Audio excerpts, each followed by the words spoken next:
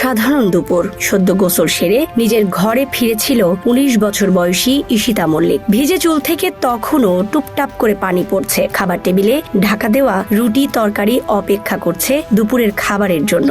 জীবনের একেবারে স্বাভাবিক মুহূর্ত, যেখানে সে ঘুণাক্ষরেও বুঝতে পারিনি এটাই তার জীবনের শেষ গোসল, শেষ দুপুর। জীবন অবাক না করলে কে করবে? 28% মিল্ক ফ্যাটের অবাক করার সাথে ফ্রেশ মিল্ক পাউডার। জীবন অবাক করুক প্রতিদিন। বাড়ির বাইরে তখন অপেক্ষা করছিল ২৫ বছর বয়সী এক যুবক, দেশরাজ সিং। উত্তরপ্রদেশের বাসিন্দা এই যুবক ঠান্ডা মাথায় পরিকল্পনা করে এসেছিল এবং কিছুক্ষণের মধ্যেই কৃষ্ণনগরের বুকে ঘটে যায় এক নৃশংস হত্যাকাণ্ড, যা পুরো পশ্চিমবঙ্গকে নাড়িয়ে দেয়। নদিয়ার কৃষ্ণনগর শহরের এক ব্যস্ত এলাকায়, যেখানে কাছে রয়েছে কৃষ্ণনগর উইমেন্স কলেজ, সরকারি বালিকা বিদ্যালয়, জেলা জাজ, জেলা শাসক ও পুলিশ সুপারের বাংলো। সেই নিরাপদ বলয়েই পরিচিত এলাকায় দিনের আলোয় বাড়ির ভেতরে ঢুকে এক তরুণীকে গুলি করে খুন করে বেরিয়ে যায় খুনি। ঘটনাটি শুধু ভয়াবহই নয়, নিরাপত্তা নিয়েও বড় প্রশ্ন তুলে দেয়, মানুষ কতটা নিরাপদ।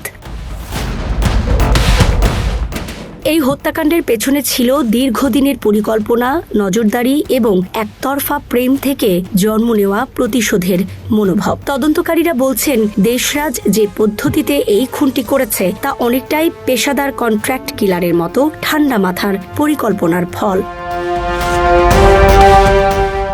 দেশরাজ সিং উত্তরপ্রদেশের গোরখপুরের দেউরিয়ার বাসিন্দা। তার বাবা রঘুবিন্দর প্রতাপ সিং বিএসএফ এর কর্মী ছিলেন। ২০১৫ সালে তিনি ডেপুটেশনে পশ্চিমবঙ্গে আসেন এবং পরিবার নিয়ে বসবাস শুরু করেন কাছড়াপাড়ার ধরমপুর এলাকায়। দেশরাজকে ভর্তি করা হয় কেন্দ্রীয় বিদ্যালয়ে। ছোটবেলা থেকেই তার স্বভাব ছিল আক্রমণাত্মক। উত্তরপ্রদেশে বড় হওয়ায় সে এক ধরনের বাহুবলী সংস্কৃতির মধ্যে বেড়ে ওঠে। পরিবারেও অপরাধের ছায়া ছিল। তার আত্মীয় মধ্যে কেউ কেউ স্থানীয় প্রভাবশালী ও অপরাধ জগতের সঙ্গে যুক্ত। স্কুল জীবনেও তার এই আচরণ প্রকাশ পায়। ২০২২ সালে এক সহপাঠীকে মারধরের ঘটনায় তাকে স্কুল থেকে বহিষ্কার করা হয়। এরপর মুক্ত বিদ্যালয় থেকে পড়াশোনা শেষ করে ২০২৩ সালে উচ্চ মাধ্যমিক পাশ করে। পরের বছর কৃষ্ণনগরের একটি কলেজে ভর্তি হয়, যার পেছনে মূল কারণ ছিল ঈশিতা মল্লিক।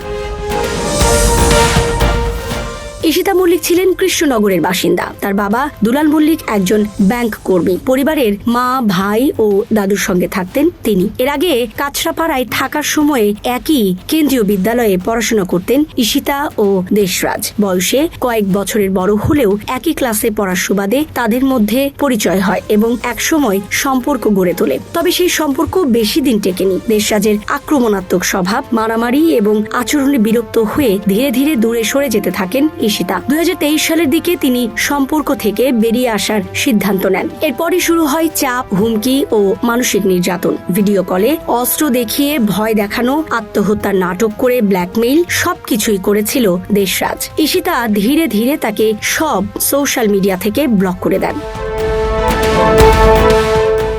এই প্রত্যাখ্যানই দেশরাজকে ক্রমশ বিপজ্জনক করে তোলে। সে মেনে নিতে পারেনি যে মেয়েকে সে নিজের বলে ভাবত, সে তাকে প্রত্যাখ্যান করেছে। তদন্তে উঠে এসেছে সে একাধিকবার ঈশিতাকে হুমকি দিয়েছিল। এমনকি নিজের বাবাকেও ভিডিও কলে জানায় ঈশিতাকে বিয়ে করতে না পারলে সে আত্মহত্যা করবে। কিন্তু সেই ভালোবাসার দাবি পরে রূপ নেয় ভয়ঙ্কর প্রতিশোধে।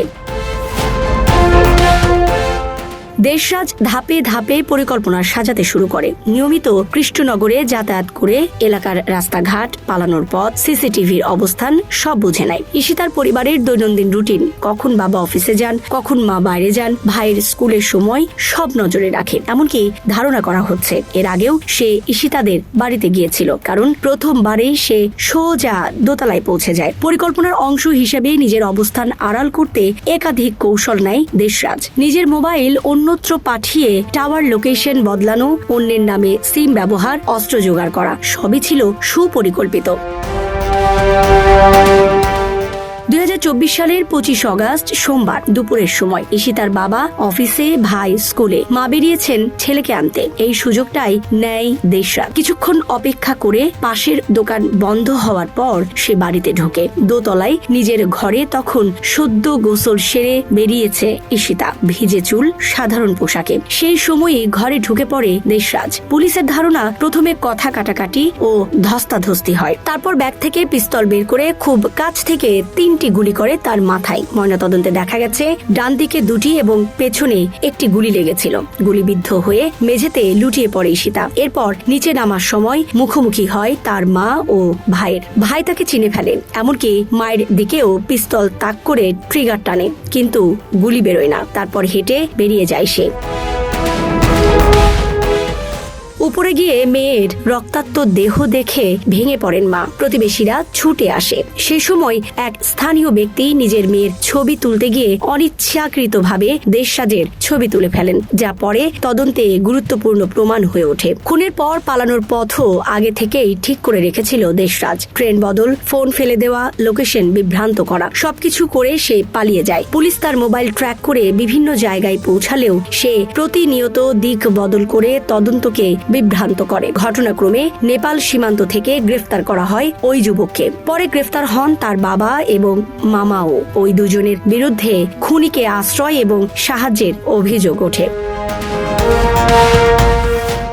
এদিকে ঈশিতার মৃতদেহ দাহ করা হয়েছে নবদ্বীপে। বাবা নিজেই মেয়ের শেষকৃত্য সম্পন্ন করেছেন। শোক স্তব্ধ পরিবার বিচার দাবি করছে। মা বাবা দুজনেই জানিয়েছেন এই অপরাধের কঠোর শাস্তি হওয়া উচিত। অন্যদিকে দেশরাজের পরিবারও এই ঘটনায় ভেঙে পড়েছে। তার বাবা প্রকাশ্যে বলেছিলেন ছেলের এই কাজের জন্য কঠোর শাস্তি হওয়া উচিত এবং তিনি তদন্তে সহযোগিতা করবেন। জীবন অবাক না করলে কে করবে? 28% মিল্ক ফ্যাটের অবাক করার সাথে ফ্রেশ মিল্ক পাউডার। জীবন অবাক করুক প্রতিদিন। এই ঘটনা শুধু একটি খুন নয়, এটি একতরফা ভালোবাসা, প্রত্যাখ্যান সহ্য করতে না পারা মানসিকতা এবং বিকৃত পুরুষতান্ত্রিক চিন্তার ভয়াবহ পরিণতির উদাহরণ। যেখানে তুমি আমার না হলে কারো না, এই ধারণা একটি তরুণীর জীবন কেড়ে নেয়। কৃষ্ণনগরের এই হত্যাকাণ্ড দেখিয়ে দিল এক মুহূর্তের বিকৃত সিদ্ধান্ত কিভাবে দুটি পরিবার, একটি শহর এবং অসংখ্য মানুষের জীবনকে ওলটপালট করে দিতে পারে। এখন সবার একটাই দাবি, অভিযুক্তের গ্রেফতার এবং